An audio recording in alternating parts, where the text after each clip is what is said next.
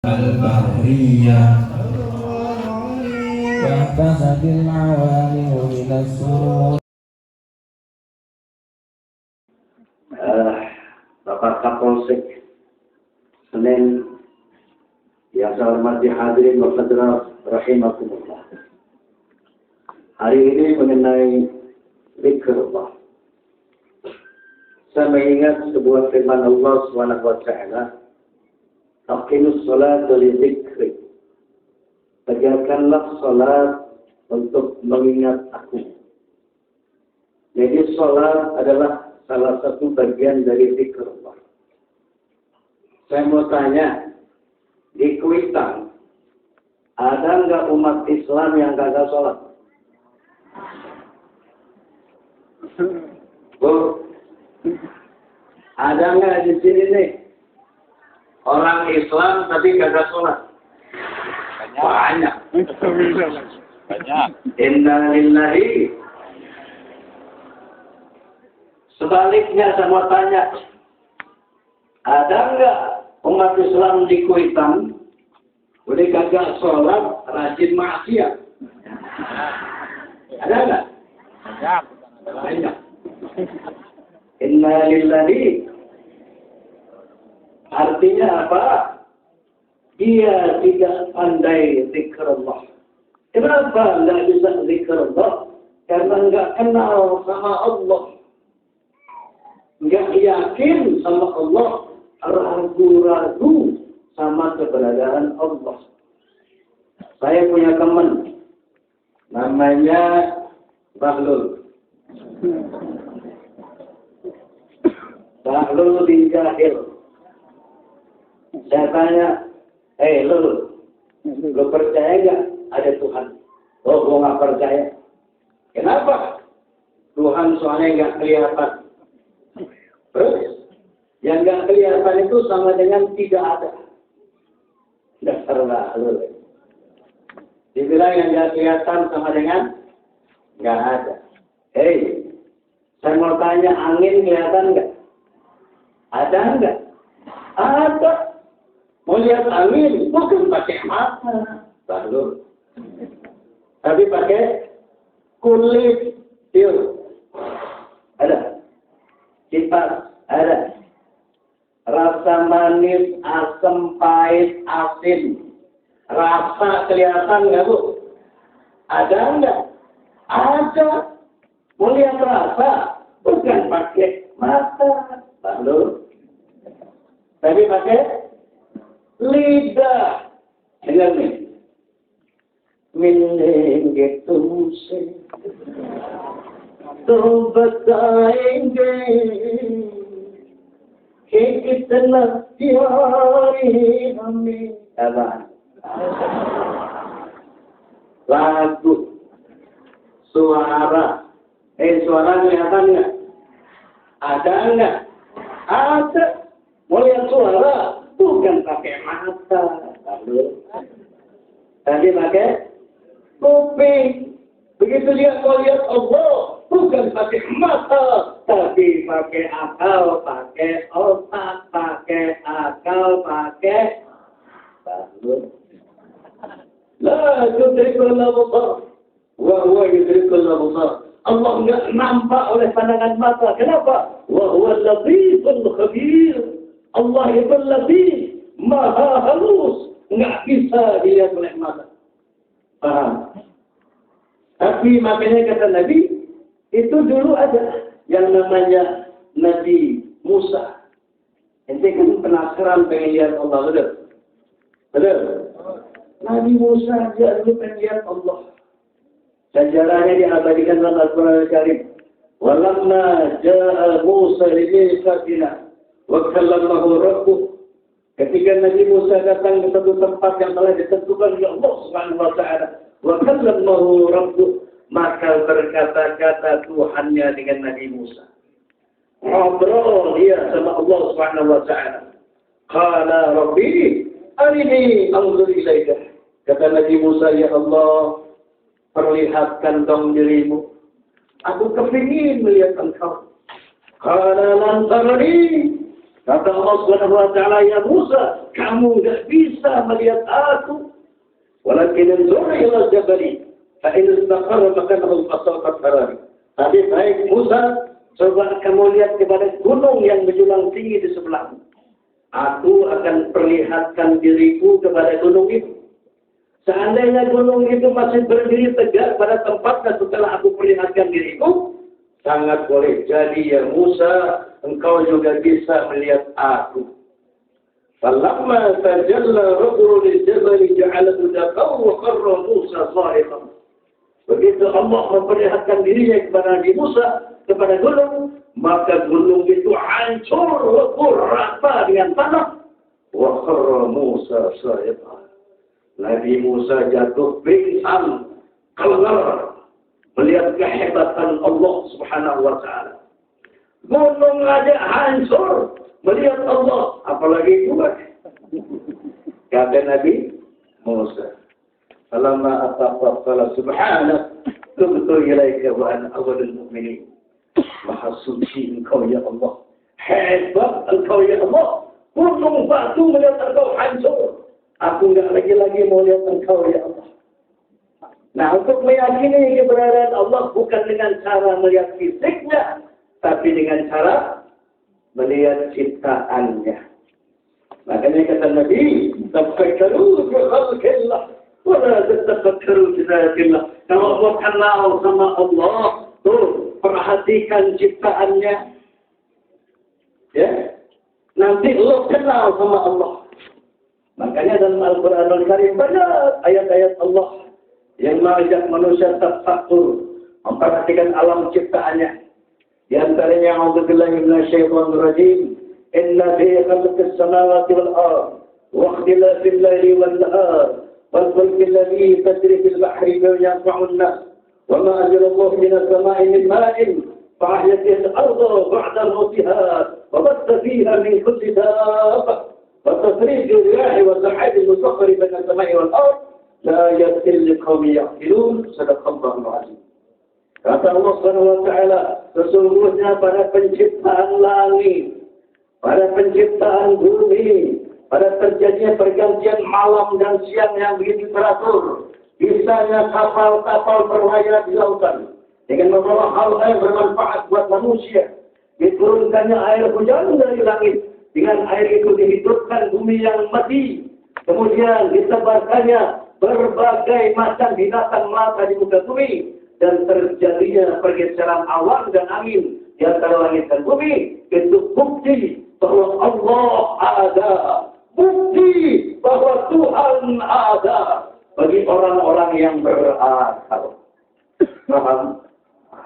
Sudah yakin ada Allah. Nah, kalau sudah kenal sama Allah, insya Allah kita bisa salat dengan baik, kita bisa zikrullah dengan baik. Paham? Makanya sering saya zikir, ya Bu, kalau lagi dandan jangan cuma pinter vitamin alif, jangan cuma pinter merahin bibir, tafakkur, pikirin bagaimana ini alif bisa teratur seperti semut beriring kalau nggak ada yang ngatur, betul? Lagi sikat gigi, tafakkur, masya Allah ini gigi, subhanallah teratur, struktural, fungsional. Di depan ada 4 pasang gigi seri, bentuknya tajam seperti kapas, fungsinya untuk yang bikin, paham? Paham? Nah, dengan sering-sering tafakkur, insya Allah kita kenal sama Allah. Insya Allah kita bisa zikrullah. Mau makan, jangan bak-bek aja. Baca doa. Bagaimana doa makan? Allahumma barik lana fima razaqtana wa qina 'adzaban nar. Ya Allah, berkahilah makanan yang Kau rizkikan kepada kami dan jauhkan kami dari azab api neraka. Tafakkur. Kita suka nasi goreng, nasi kebuli, pikirin, bisa nggak kita bikin sebutir padi? Kita begitu suka sama sambal, tanyain diri kita, bisa nggak kita bikin cabai rawit satu aja? Dengan tafakkur, insya Allah kita kenal sama Allah. Dengan kenal sama Allah, insya Allah kita bisa berpikir kepada Allah. Amin. Selanjutnya mengenai isu capres. Saya sekarang bicara dalam kapasitas sebagai raja, bukan kapasitas capres. Ini dorongan saya menjadi presiden. Sebetulnya muncul sejak tahun 2004. Pilpres 2004. Saat itu ada sekelompok elit agama, ada sekelompok elit politik bawa proposal partai sama saya. Kita mau bikin partai. Yang perlu sebutin partai. Ini kita sudah eksis di 23-28 provinsi. Ya, tinggal pencet nol, jalan semuanya. Semuanya menunggu cuma satu. Ini kursi ketua umum kita sediain buat ente. Kita minta ente duduk sebagai ketua umum. Anda bilang kenapa enggak Zainuddin aja? Saat itu beliau masih ada 2004. Kenapa kiai pula? Kenapa enggak kiai anu, politisi anu? Kenapa harus saya? Enggak, saya mau ente. Tapi makanya apa? Pertama, Anda punya elektabilitas yang tinggi. Kalau elektabilitas, daya pilih, daya jual yang tinggi. Ente gampang dijual. Misalnya begitu nih elektabilitas. Kalau bang lepas ini lu gampang dijual. Soalnya di mana-mana orang kenal lu. Ya. Jualnya enak, gampang. Punya elektabilitas yang tinggi. Yang kedua, Anda punya akseptabilitas. Artinya apa? Bisa diterima semua golongan. Karena lo bukan secara struktural, Anda bukan orang NU. Secara struktural, Anda bukan orang Muhammadiyah. Secara struktural, Anda bukan orang Al-Wasliyah. Ente bisa masuk ke kalangan NU. Ente bisa masuk ke kalangan Muhammadiyah, ke Al-Wasliyah, ke Persis, bahkan ke kalangan Habaib. Ada kelompok ini. Yang ketiga, Anda bukannya seorang seniman. Anda juga seorang politisi. Anda pernah jadi anggota DPR. Yang keempat, Anda seorang negarawan. Lo tahu dari mana gue kata? Saya tahu dari lirik lagu Anda. Itu syair-syair Anda merupakan visi dan misi Anda sebagai seorang yang berpotensi untuk menjadi seorang pimpinan negara. Coba yang kalian, Anda mempunyai komitmen untuk mempersatukan bangsa. Lebih dari 200 juta di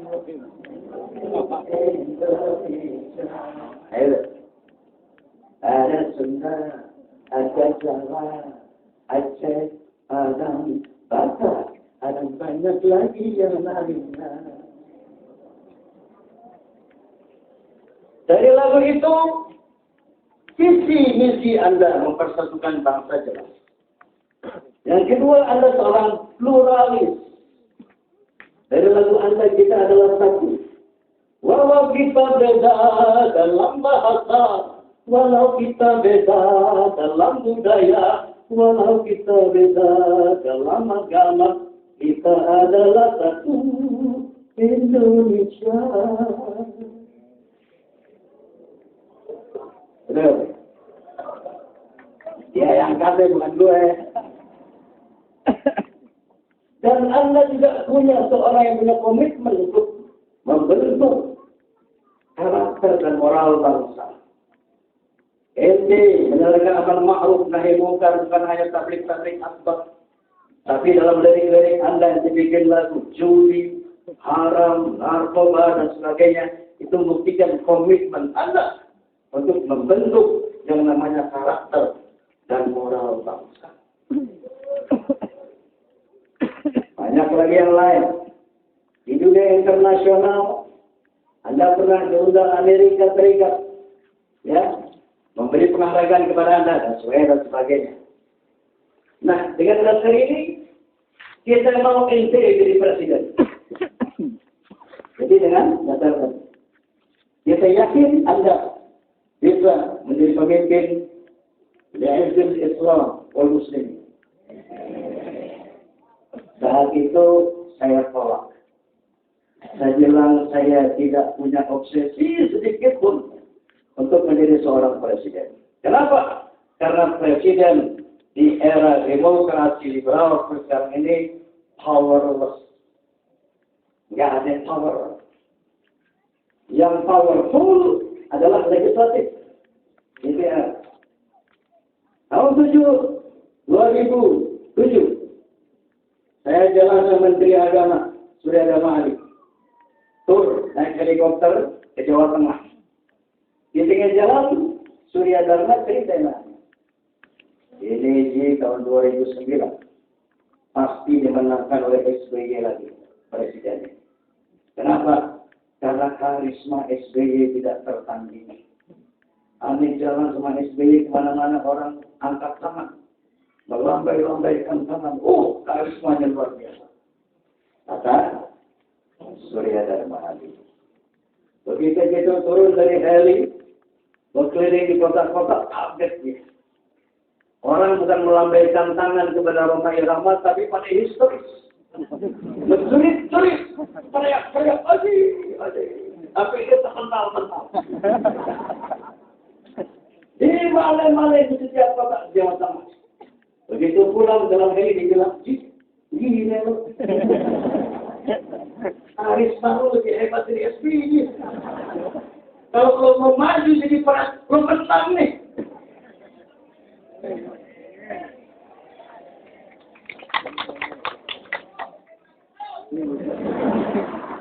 Allah Akbar.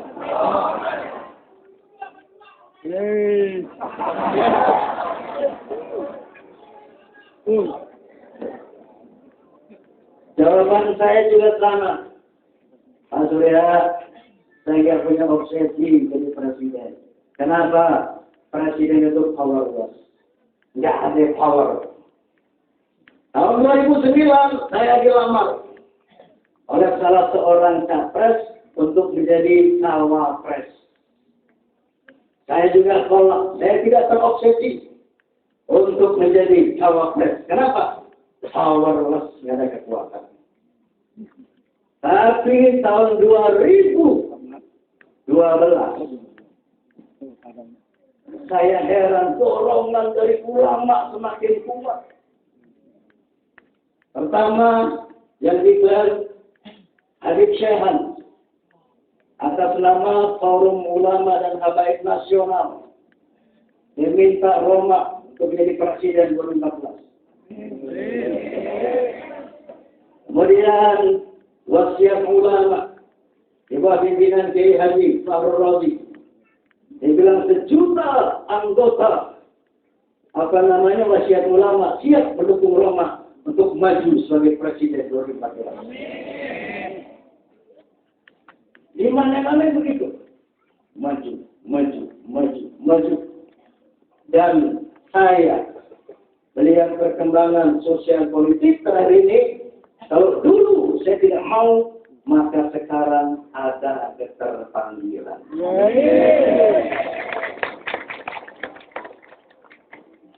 Jadi kalau memang desakan ulama habaib ummah untuk saya maju 2014, maka saya nilai ini adalah sebagai amanat dari Allah Subhanahu wa Ta'ala yang tidak boleh saya tolak. Jadi kalau memang dukungan ini konkret, yang kedua, kalau memang ada partai politik yang menyediakan apanya sebagai kendaraan politik buat saya maju, saya menyatakan insya Allah dengan Bismillahirrahmanirrahim, saya siap dicalonkan menjadi Presiden Republik Indonesia tahun 2014. Allahumma fiqh al-aqmit. Assalamualaikum warahmatullahi wabarakatuh.